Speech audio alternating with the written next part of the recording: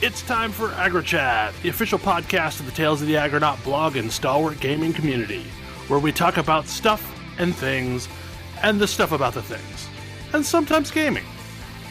I'm Belgast, and let's start the show. Hey folks, it's that time again. Time for another episode of AggroChat. This is episode 277. Tonight I'm joined by Emo.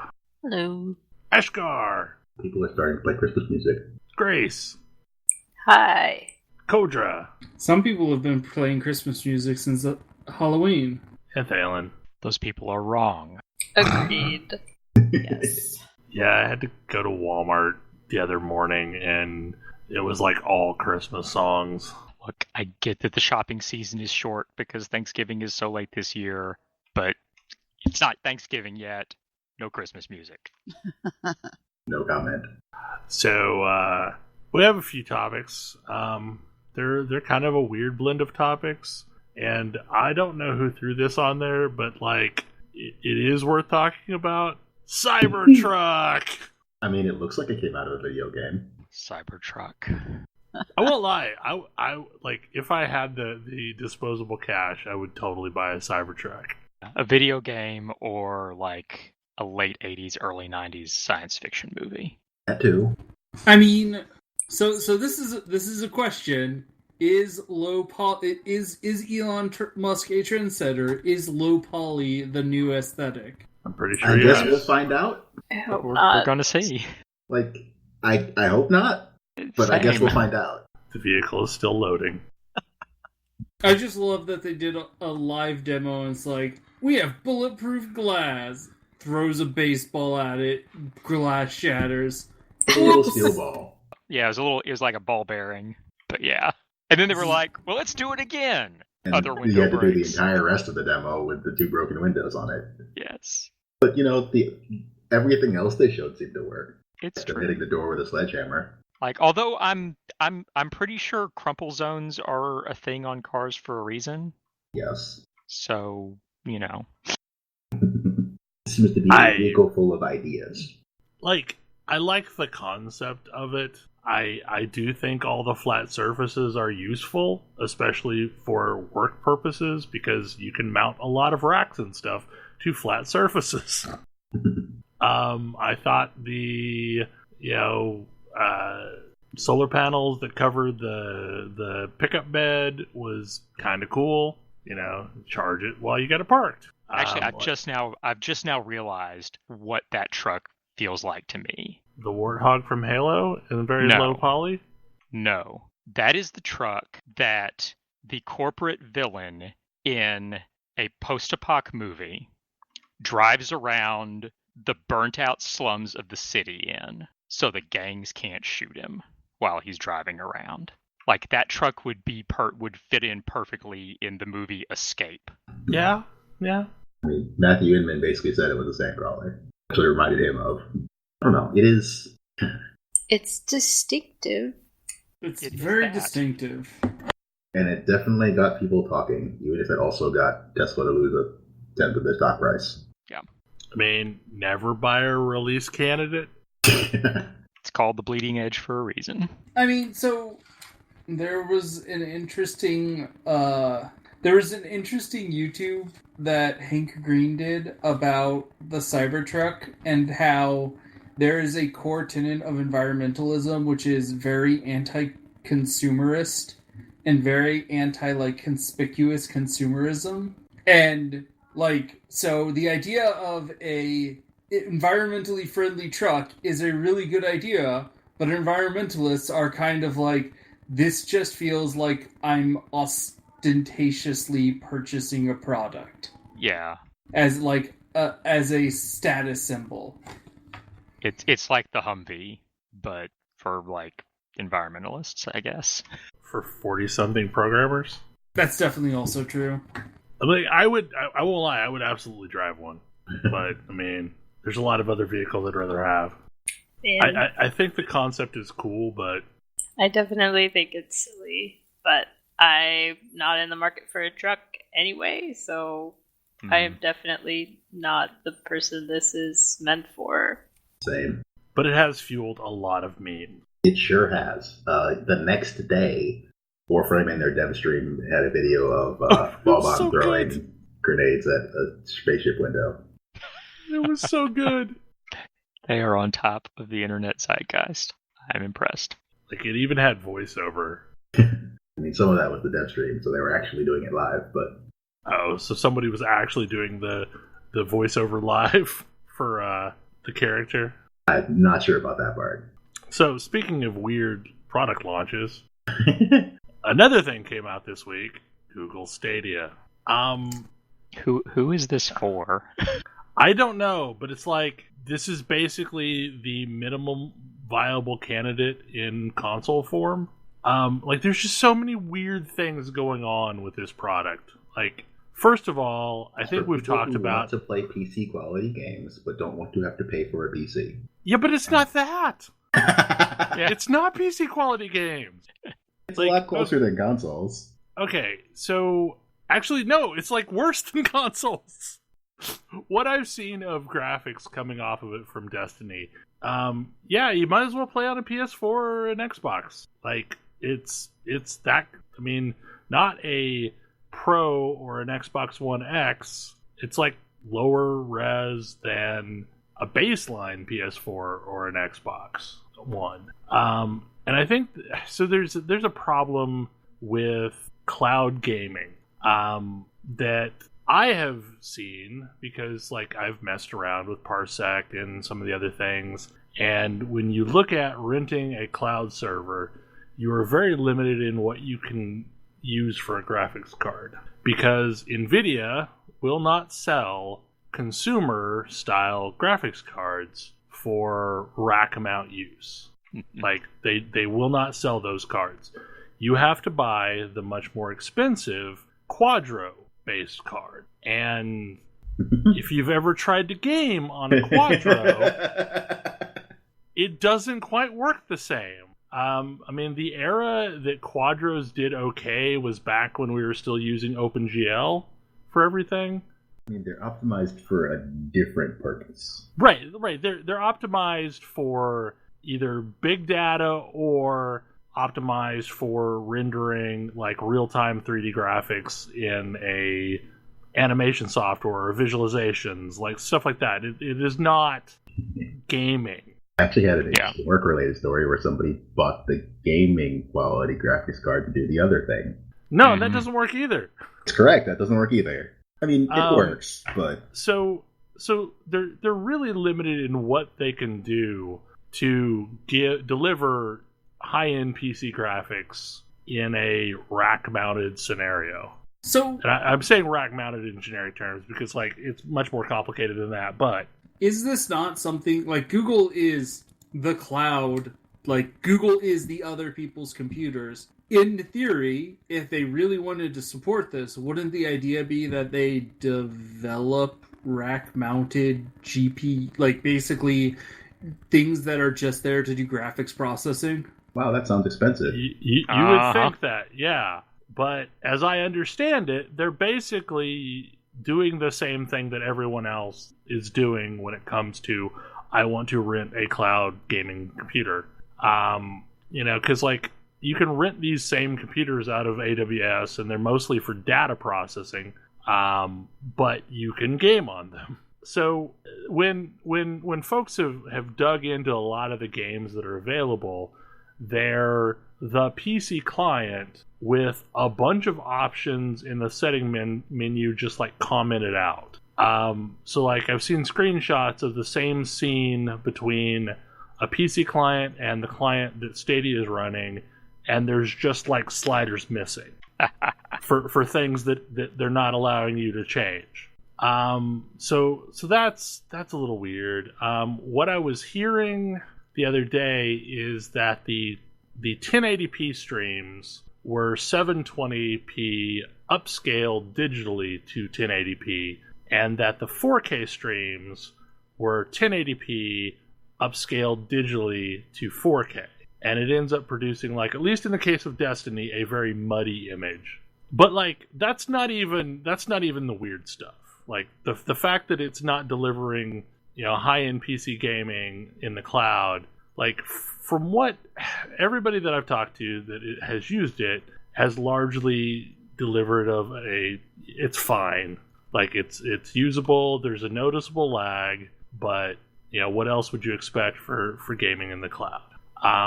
The problem that's happening is the setup is like super contorted.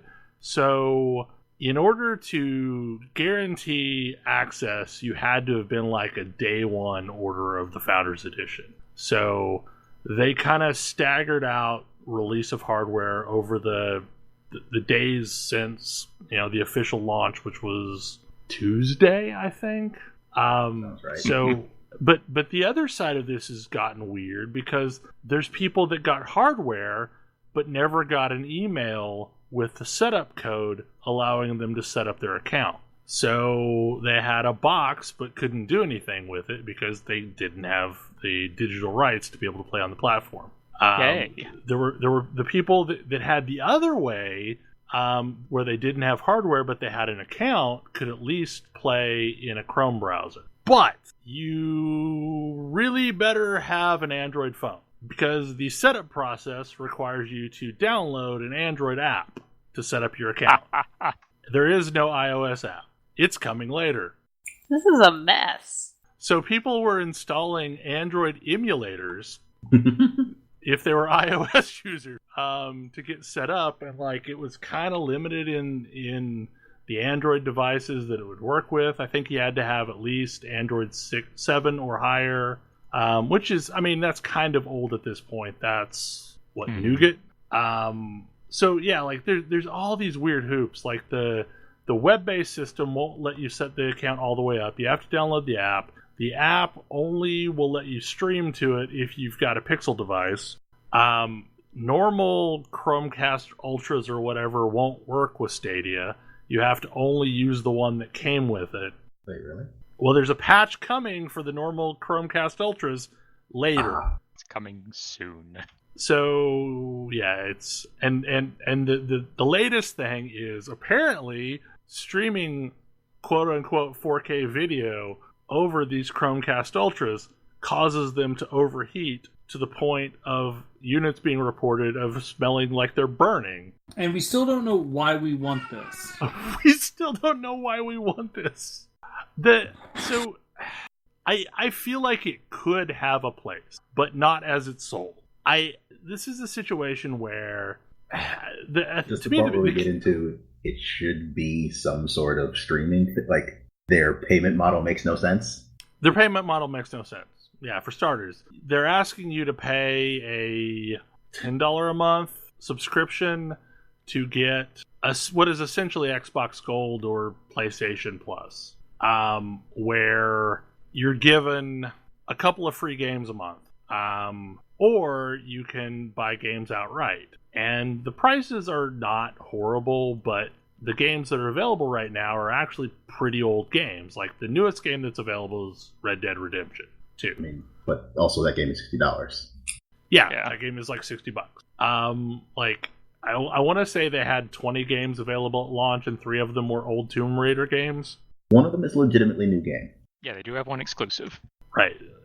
A new indie game called Guilt. I think so. Is that spelled Guilt? Gylt. Yeah. So here's the key problem. Other than like the whole streaming games is hard, they're setting themselves up to be a 5th platform. So like right now, as it stands, we have PC, which is largely a unified platform. There's a bunch of storefronts, and that's madness we're not going to get into tonight. But it's basically PC gaming is PC gaming. Then you've got Xbox and PlayStation and Switch. And I'm sorry, Mac, but you don't qualify as an actual platform. There's not enough game development actually happening for Macs that you don't get to count. So you're going to emulate PC software to run games or run it through Steam emulation. But they're creating this 5th bucket of Stadia as though it were a console. It only plays with Stadia players. So in the case of Destiny, cross-save works with, but you're stuck trying to matchmake with other people playing on Stadia, which the lag between players will be very, very low. Yeah. Sort of. Yeah, I mean, you're all playing on the same physical machine. I mean, you're probably I guess not, that's true. because you're probably playing at local data center, but yeah. Even so. That's going to get real weird, too, because like the way Destiny matchmaking works is it tries to match you to somebody close to you. I mean, can't get closer. But, yeah, so like that's the thing is, okay, so are there going to be enough people playing on Stadia to make sense in multiplayer games? Or are you just never going to get match made with anybody? And this is an awful catch-22. Yeah, like, to me, they should have just latched on, since they're running PC clients of things, just make with PC gamers. I mean, if they had to customize these in some way to make them run on their servers and not like with Steamworks or whatever, then that might be a problem. But yeah, I mean, the place where this makes sense to me is if it were sharing a player space with one of the other major players, and the one that makes sense is PC as much as anything. Then in that scenario, so I still don't think the custom hardware version makes a lot of sense. However, the version that lets you pay for a game without owning a decent PC or without owning a console and just playing with your friends, that aspect would be really cool. Yeah. I mean, say you only have a Mac laptop. Well, fine. You can play with your PC game friends in whatever the new title is that's the hotness, and, you know, maybe don't spend money on buying a PC of your own. So, like, I think there's some aspects that make sense. It's just the current delivered version doesn't. And I think what makes it make less sense is xCloud is currently in demo with 50 games, and right now it's only streaming from mobile phones, but like at some point that will open up to other platforms. And at least in that scenario, you're playing with other people on an existing network. xCloud does feel like it's what this is intended to be. Right. I'm in... And it also kind of feels like Microsoft's other thing, Game Pass. Yeah. Is the other missing piece here. It's the other thing it could be.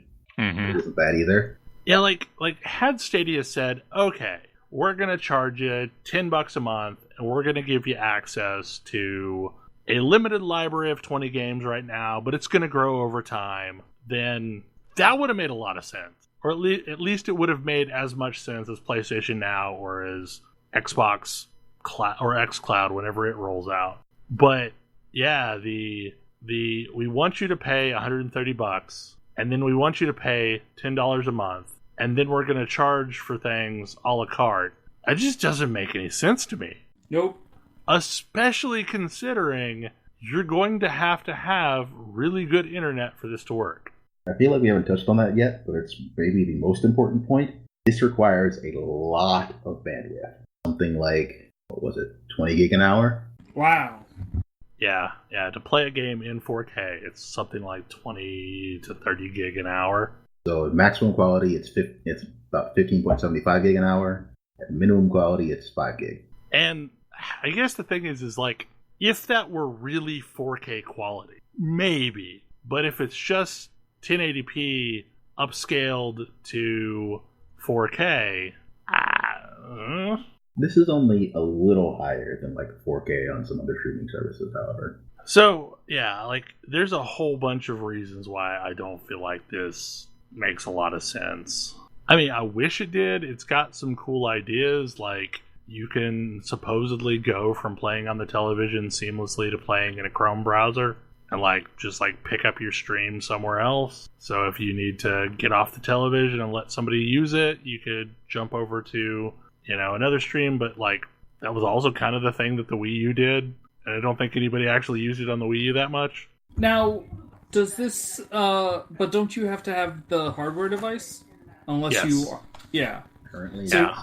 do you take the hardware device to your computer and plug it in or something? No, you can supposedly log in through a Chrome browser and pick things up that way too. Oh, over your network? Yeah. So you can just open up Chrome browser and connect into the game stream that you already had going. And so long as you've got like a controller on your PC, it'll pick up and recognize it and life will go on. And I don't know if it only supports a controller or if you can play with mouse and keyboard over a Chrome browser like that or not. I don't know. Like, there's a bunch of things that I don't know for certain on how this is. I mean, I've been trying to keep up on as much of the news as I could. I did at one point have an order for this because I was curious, and then the more I read about it, the more I realized it didn't sound like a great idea, and I canceled my pre-order. And I got an email telling me how to set up my account this week. So I was afraid for a moment that like it didn't really get canceled, but I have not received hardware or an account. So I'm hoping I didn't get charged because I haven't seen it come through the credit card. That's a whole other kind of shifty thing. Is they sold this Founders Edition, and it apparently sold out at some point. And then they swapped out the controller and started selling it again as a different bundle. And like, there's no functional difference between the two other than the color of the controller. So I guess that's the thing. But I mean, I've already heard from some people that are pretty happy with it. So if you're one of our listeners and you're happy with it, I would love to know what it is that it's really doing for you. Another weird announcement this week is that we're getting another game in the Half Life series. I put this up here because it's our questionable announcement / release section. Oh, come on. This is, okay, about as questionable as the other two. Yeah, we're finally getting a third Half-Life. It's not, we're not Half-Life getting Half-Life 3. So it's Half-Life 1.5. So I'll tell you my roller coaster. I saw Valve announces a new Half-Life. Excitement, Alyx, more excitement. It's a VR-only experience. Whoa. I mean, I guess they decided they needed to come up with a reason to sell some of those index units. I mean, Valve has put a lot of time and money into trying to make VR work. And it's a shame Dan isn't here to talk about why VR is not going to work. But, right, yeah. VR, not a mainstream thing. Not yet. The cost to buy in is still pretty high for high fidelity VR. Well, I was going to say, wait a second. VR. Because PlayStation VR is not terribly expensive to buy into. It's the buy-in like price is about $400. Is it? Wow. Yes. Wow. Yeah, like a PlayStation VR it's about $350-ish. Now, those have gone on sale now, so you can get those for about $300. An Oculus Quest, which I think is your cheapest PC option, is about $400. Notably, this is not going to come out on the PlayStation VR. No, it's not. It's scheduled for the HTC Vive and the Oculus. So I'm curious. It looks like a rail shooter, but do we know anything more about it? No. I will admit that after the initial announcement, I stopped paying any attention. I watched the trailer for it. But hey guys, if you buy a $1,000 index unit, you get it for free. If you buy $300 index controllers, you get it for free. What a deal. I think probably the most reasonable entry to play this game, if you absolutely want to play this game, is Windows mixed reality headsets. Because those are now dropping down in the 200 range, which is it's an incorrectly named technology. It's basically VR, but it's for some reason called Windows Mixed Reality, which made everyone think it's like an AR thing. I mean, that's what I would think from that name. Mm-hmm.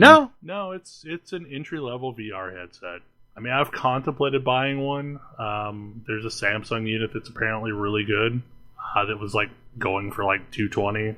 Okay, so this was Windows Mixed Reality is the name that came out when they were talking about the HoloLens, which is an AR headset. Yes, and this is something different. Like, this isn't. But then they HoloLens. kept the name when they started developing VR headsets. Right. Because so it's a Windows Mixed sense. Reality immersive headset. Yeah. Like, that makes any sense at all. No.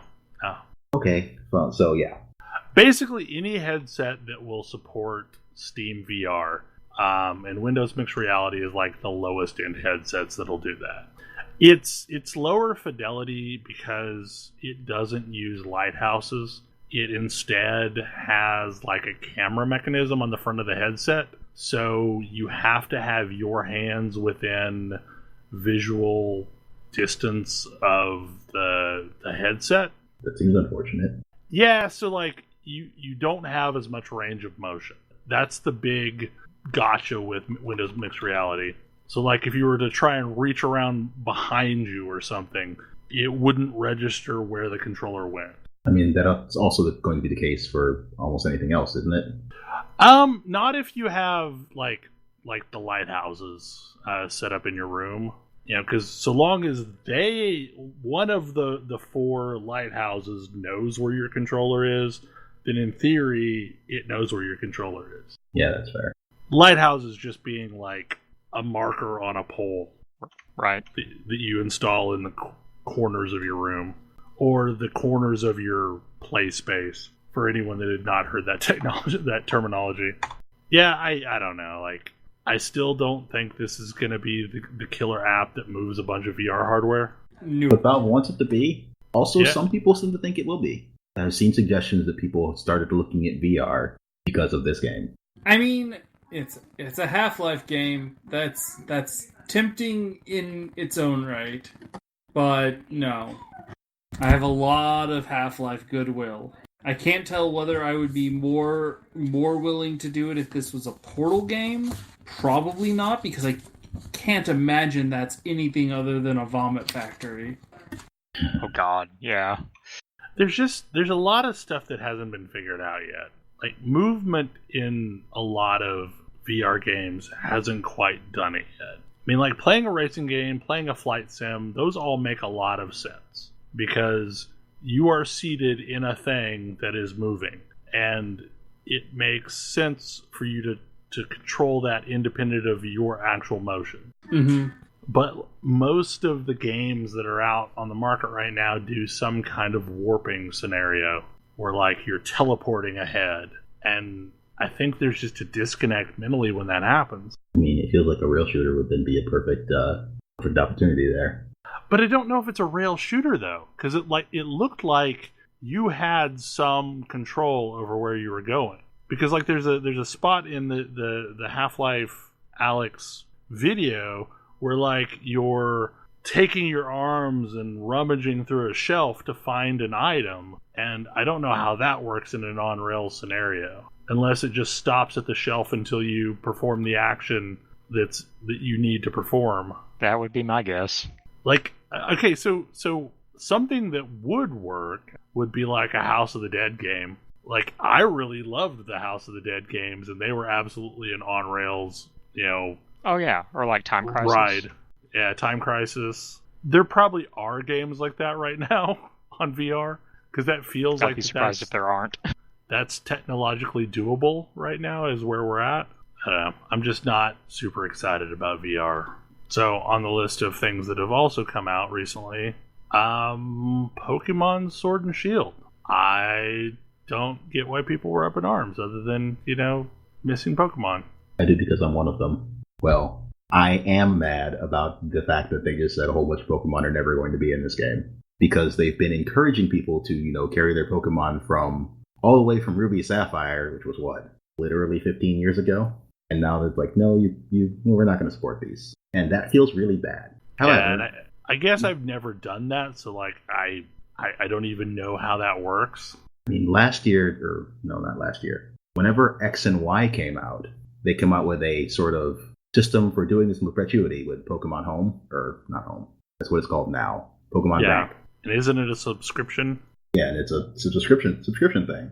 It does not work with this. It doesn't look like it's ever going to work with this. Does it work with Let's Go? That feels bad. It does not work with Let's Go. But Let's Go was sort of expected to be a throwback. I don't know. It felt less... It didn't feel bad that it didn't work with Let's Go. Because Let's Go was like Kanto Pokemon only, so whatever. It also used a completely different stat system than every other game. But I bought the game anyway. And it's doing a lot of things that I really like. I mean, most of these are the wild area. The wild area is great. It's amazing. The wild area is basically keeping me from doing anything else in the game. It is the hinterlands. I mean, it is that. It is exactly that. You get sent there early, and there's a lot of stuff to do, but you can just leave. I know, but the raids are really fun. and because I don't have any friends to connect to, it makes up friends for me. You can get better raids if you actually, beat the game. Yeah, I know.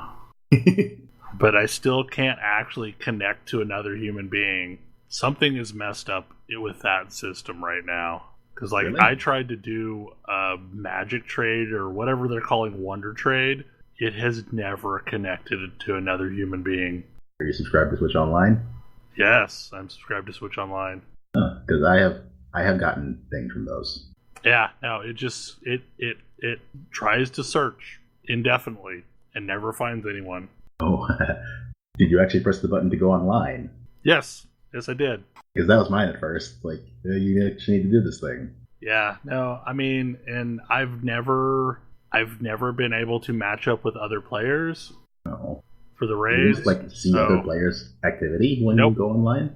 I can see the Y messages of other players. That's all I can see right now. So I don't know what's going on there, but it makes me wonder if that's some kind of pseudo-regional thing, and I am just in a region where there's not that many players, and you are in what I'm sure is a godlike hub of players. Could be. I don't know. Some of the Pokemon are really weird. Some of the Pokemon are really weird. I mean, but isn't that always the case? Yes. I like the new starter bird. The new starter bird's pretty great. I have less good things to say about the new starter rodent. Which is the new starter rodent? The little squirrel thing. Oh, yeah, no. It is clogging my bank. Yamper, however, I am running around with Corgachu. I am also running around with Corgachu. The fact they can catch your Pokeballs when they miss is great. It's the best thing ever. I'm also running around with my sweet monkey boy, which is now an awkward monkey teen. I'm also in that stage. Like, the starter Pokemon always seem to have a really awkward middle form. Oh, yeah. And then a super buff final form. This does not appear to be breaking any trends there. The middle form of the water starter even has emo hair. I named mine Lime Kong. I don't know why. Because it's green and Kong. But it now has a second drumstick. And it really likes to beat things up. After seeing that the grass starter becomes a drummer, and there is later a Pokemon that is basically a guitarist, and Obstagoon is basically a punk singer, I have decided to make a band. That's what my team is going to be this time around. It's going to be a band. I really legitimately have not made it very far. Like, I am at the grass gym, but I've not actually challenged the grass gym yet. If you are actually at the grass gym, this means you have spent less time messing around in the wild area than I have. I mean, but I backtracked and went back to the wild area. Like, I really wish the entirety of the game was the wild area. I mean, the game is telling me to go there, but I haven't yet. But yeah, system-wise, it's really cool. They also did a bunch of quality of life features, like you can rename Pokemon at any Pokemon Center, and at the same person, you can also teach them, like have them forget moves or reteach moves without having to go and grab a heart scale from somewhere. Also, TMs are, like, real plentiful. And they did a weird thing with this one. TMs are still in since Gen 5, have been reusable, but they also introduced TRs, and hilariously, TMs look like CDs and have since they became visible. TRs look like records, and they break after one use, like the old school TMs. And they have an entirely different set of moves on both.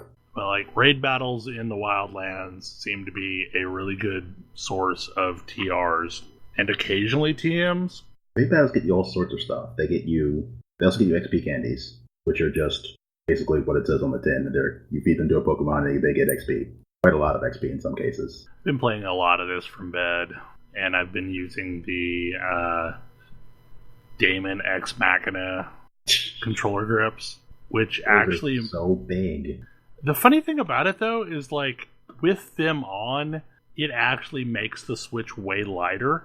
I could believe that, because the Joy-Cons are stuffed with stuff. Yeah. They're very full. These are largely hollow, but, to me it feels way better, because, like, I have, freakishly large hands, as we've talked about before. And the only annoying thing is, like, you cannot wake the controller, or wake the system from the controller. So you have to hit the power button to turn it on, and then you're up and running. So since I always put it to sleep, It's kind of awkward to have to hit the flush power button. I mean, I get why it's flush so that you don't accidentally hit it all the time, but when you actually have to hit it during the course of playing, it's kind of awkward. You should still be able to put it to sleep with that with the controllers, right? Yeah, you can. You just can't wake it right back up. Okay. I mean, I had gotten in the habit of anytime I set it down and walked away for a while, I put everything to sleep because God knows when I'll come back. So if I got up to get a drink or something like that. Yeah, that makes sense. I don't know. All in all, I think it's a pretty good entry into the series, and it feels sufficiently different to make it feel fresh. I feel like they front-loaded the ways in which it is different, which definitely result in an interesting experience. I was not the biggest fan of Sun and Moon. If you remember that year, I said the best monster racing game was Digimon. So we'll see how this one holds up as I get through it. So we're continuing a trend of talking about things that happened this week. Diablo 3 started a new season, and once again, Grace and I have done our thing where we, start new characters on Friday night and basically run up until I fall asleep, and then she continues on and laps me in level. Less and less with each passing season. And I decided, since I have never run up a wizard, that I would play a wizard, and the stars feel wrong right now because I'm running around as a finger wiggler. Are you actually using something other than Spectral Blade for a primary attack? Oh yeah, I'm doing the fireballs build. Huh. Fireballs all over the place. Sure. I don't think Spectral Blade is a viable farming build. It is not. And it's the Tal Rasha set this season, so I had to build something around that. Set. It's a very good set. Yeah, it's a fun set too. But the biggest challenge is, so we cheated this morning. A friend of Grace that apparently is way faster than either of us, or way dedicated than either of us, was, I don't know, when we started running around, was 70 plus 300 Paragon points this morning at 9 o'clock. So we got pushed, and we have I don't know, we jumped up from, I think I was 40 is as high as I made it, and it's pretty quick to push somebody up to 70 from there, and you had made it to 55-ish or so? Something like that, yeah. Yeah, so we've been running around trying to group either just the two of us or the three of us, and something is wrong this season, and we're not 100% sure what, but it's acting like the clients can't communicate with each other. So anytime we've tried to start a group, it's taken 2 or 3 tries to get it going, or 2 people could join, but the third person can't join, and they have to log out, and then eventually they can join. It's not recognizing people as being seasonal characters. That was fun. So, it won't let a non-seasonal character play with a seasonal character, and so it would think that one person was seasonal and one was not, when in fact everyone was seasonal. It was giving us a hard time. It took me 4 or 5 tries to log in this morning. Also, just my computer would lock up when I zoned into the game, so that was also fun. But, yeah, so it has been probably, we've done this thing for, I don't know, years at this point, I think. 19 seasons.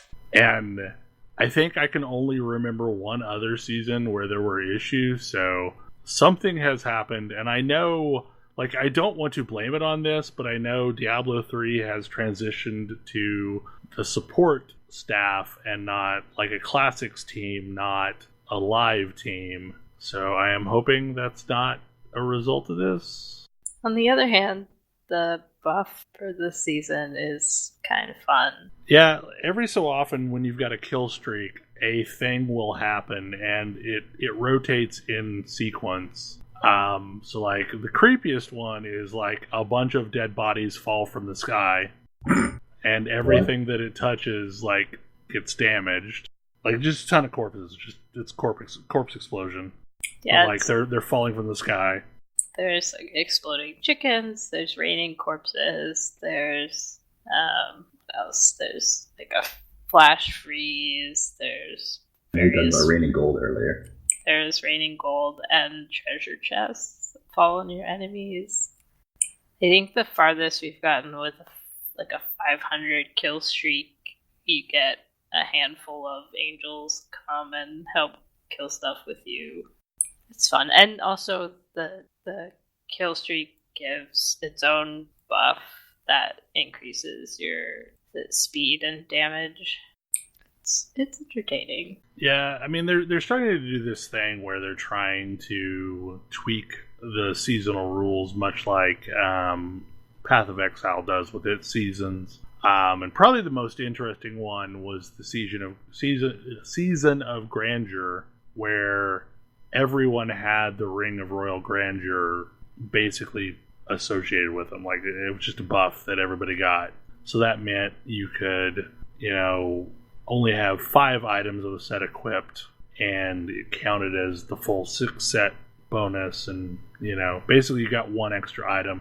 And I think if you actually had a ring, that stacked, because I swear I saw some builds that were based on like 4 set pieces giving you a 6 set bonus, but I didn't think so, but I don't know, I wasn't following that closely. I definitely know that this season's buff is better than the previous season, which had various little buff circles on the ground, which were okay. They had good bonuses, but there's so much positioning and movement in Diablo 3 that I felt like you never got to fully utilize those things. Right, because what the rule of hand at high levels is if you are standing still, you're probably going to die. So it's all about movement. And trying to stand in a puddle and use the effects meant you were just kind of randomly standing in whatever you happen to be in at any given time. So it didn't really seem like you could really take advantage of it. I am hoping we get like a hot fix to patch whatever issues are going on with connecting players, because we've made it through the seasonal journey at this point of the 4-chapter journey. But there's a really cool pet at the end of this one, so I'd really like to get all the way through, which means I will be grinding a lot. And Grace has already started down the path of madness that's saving loot caches from the bounties to get the Avarice achievement or conquest. It's the dumb way of doing it, honestly. Now that Torment 16 is a thing, Avarice is a lot easier to get. But I like having the surefire way, and I know I'm going to need all of those stupid crafting materials anyway, so I might as well just hang on to them.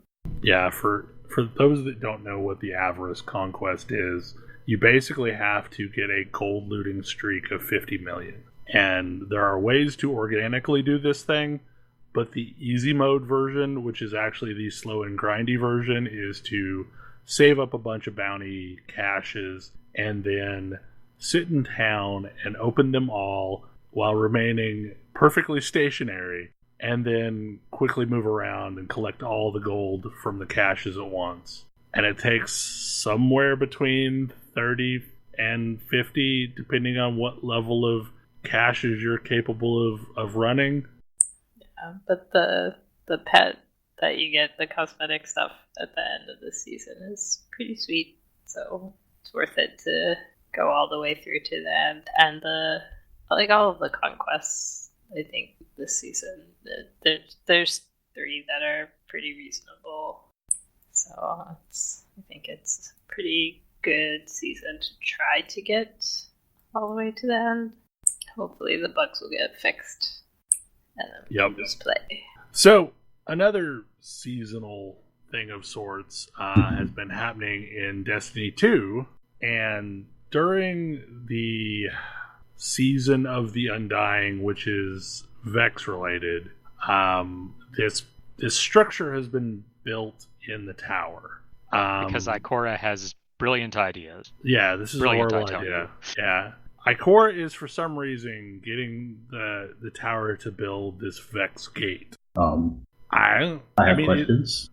And it's been kind of cool because, like, week by week, they're changing a little bit on this thing. So, like, you can actually see progress week by week. But this week, they opened up there's been an event going on called the Vex Offensive, which is a loot pinata you can queue for and get one of 4 weapons from, as well as like a full set of armor. And it's been entertaining. Like I've done my fair share of it, trying to get good rolls on the 4 weapons that are available. Yeah, it's murder a lot of Vex, murder even more a lot of Vex, kill a big Vex. Right. Yeah, it's 3 waves. But they changed it up this week, and like there had been stuff leaking out periodically about, that the Undying Mind was coming back, which started players like rumor milling about what that might mean. So the Undying Mind was a boss from Destiny 1, I believe. Yeah. And one of the weapons associated with the Undying Mind was a pistol called the Fatebringer, which was one of the best Year 1 Destiny 1 PvE and PvP pistols available, like a hand cannon. And players have longed to have it back, and like every so often a new gun will come out and they'll call it the new Fatebringer.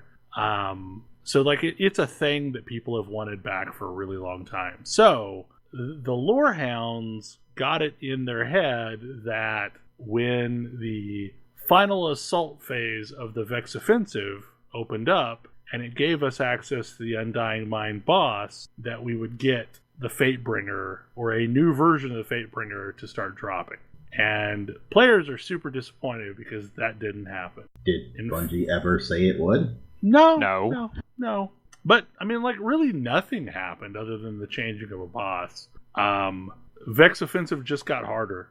I mean, because Undying Mind is way harder to kill than the Gate Lord that, you had as a boss previously. Yeah, because the Undying Mind has the rotating shields, and it's got, like, tiny Harpy Seekers it shoots at you. It's very annoying. That is real annoying, because they're kind of hard to dodge, so you either have to, like, be lucky not to be sitting wherever they're landing, or be cogent enough to like turn around and fire at them. Neither of which is a great scenario, so you just end up rezzing back up. I mean, hunters can dodge, so that's a thing. But yeah, like as far as I could tell, nothing really changed when the event went into the final assault. That said, the gate in the tower isn't finished, so I don't know if maybe something will happen when that finishes. Once we've killed every version of the Undying Mind? Yeah. Because the premise is we're going into the Infinite Forest and killing the Undying Mind in all timelines. What does that mean for Destiny 1's timeline? Like, are we going to start causing time paradoxes here? No, I mean, the Infinite Forest is like VR, basically. It's a simulation. It's weird. It's just weird. I wish they would do more with the creepy alternate future version of the Infinite Forest where we lost, because like that was a cool looking setting in the one mission where you get to go there. But yeah, I mean it's just a case of players setting too high of an expectation on what this event is going to be and being upset because of it. That never happens. Cough. I mean, I've liked having a playlist of sorts to participate in during the event that like gives you a bunch of easy weapons, because like Vex Offensive throws loot at you, like a lot of loot. It does. It's pretty silly. Like there's 3 waves. Each wave has a chest. Each chest gives you 1 purple and 2 blues usually. Sometimes 2 purples, 1 blue. And then the final chest usually gives you 2 to 3 purples. Plus, if you've, advanced the season track, you have a chance of getting even more bonus stuff. Yeah, I've gotten a lot of the heavy machine gun or the auto rifle that are from the seasonal track through doing Vex Offensive.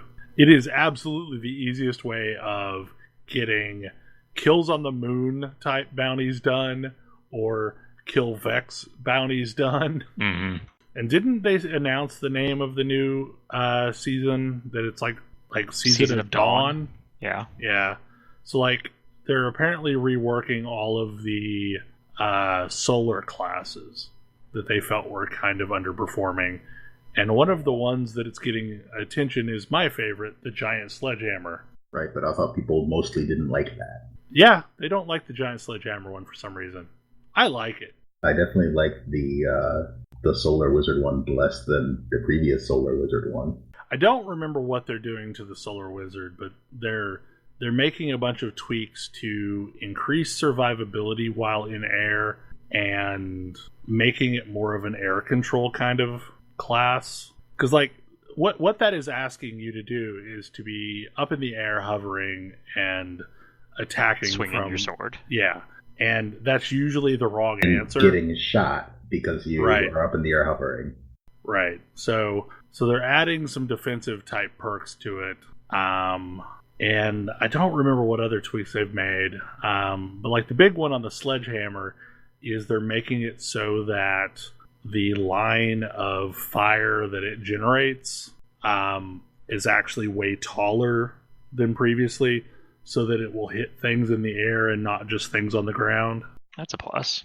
Like, the reason why I like the Sledgehammer is it is probably the best boss burn ability that exists as far as supers go. Because like in Gambit, I will regularly win a Gambit and it will show that I did 98% of the boss damage or something crazy like that.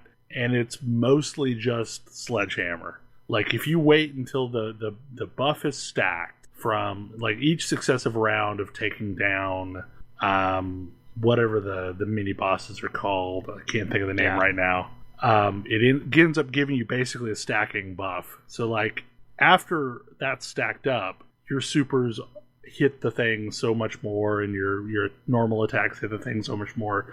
So, like, you can drop a Sledgehammer like that, and it hits so many times in a row that, like, you can just melt the boss. I mean, and I realize it's a very niche capability, and, like, hammers that I could throw would probably be way more useful in most situations, but I also really like the melee that allows me to throw a hammer at things, and the ability that, like, I can just go run, pick it back up, and throw it again, and run, pick it back up, and throw it again.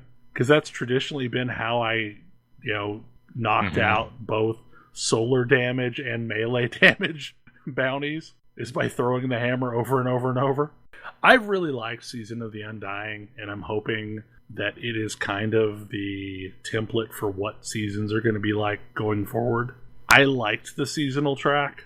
I mean, I admit, like, once I hit 100, I feel like I've played a hell of a lot less, because there wasn't another thing on the horizon to unlock. I mean, more nostalgia engrams. Yeah, true. I've gotten, I think, 2 of those so far, because you get them every 5 levels after that. Mm-hmm. Yeah, I've gotten a bunch of cool ghost shells and ships and things. But since I played during a lot of that time, I already have a ton of unlocks from past seasons. I don't know, I think Destiny's in a really good spot. Weirdly, I played some Anthem this week. How'd that go? There's really not a lot of players playing it. That's expected. Matchmaking took forever, and I only ever got match made with another player instead of a full team. And I tried some of the Cataclysm event, and honestly, like, it is a perfectly fine event. And I am convinced the game is a perfectly fine game. I'm convinced there's some kind of loot code in that game that if you have been gone a really long time, it is super generous, and then suddenly turns off the spigot immediately. Because the first Cataclysm that I ran, I ended up getting 3 legendary items. The second and the third and the fourth Cataclysm I ran, I got mostly nothing but purples. So yeah, that's still a thing. I don't know. I'm curious if they can somehow reboot it. Like, they're supposedly hoping to do a Final Fantasy XIV-esque rebirth of the game, possibly even changing the name of it. I wish them luck. I think they mentioned that, but I guess we didn't. Yep. But yeah, they came out a few weeks ago that they want to redo this thing, and it's not like games other than FF14 have successfully done this. Rainbow Six Siege being probably the most recent. So I guess we'll see. Yeah. I'm curious to see if they can pull it off. The game's mechanics were perfectly fine and quite enjoyable. I mean, I feel like EA needs to let BioWare be BioWare. I mean, there is rumor. Not a BioWare game, mostly. There is rumor that there's another Mass Effect game in the works. I really hope that they take some stuff away from Jedi Fallen Order, because that was a really good game. That's about all I have topic-wise as far as things that have happened recently. Anyone else have any other micro topics that have happened recently? No. Okay, well, hopefully you enjoyed the show, and we will see you again next week. Actually, will we see people again next week? I guess that's a question. We're not sure if we're going to have a post-Thanksgiving show. We'll figure that out later. We'll figure that out. Anyway, good night. Good night. Good night. Good night. See ya.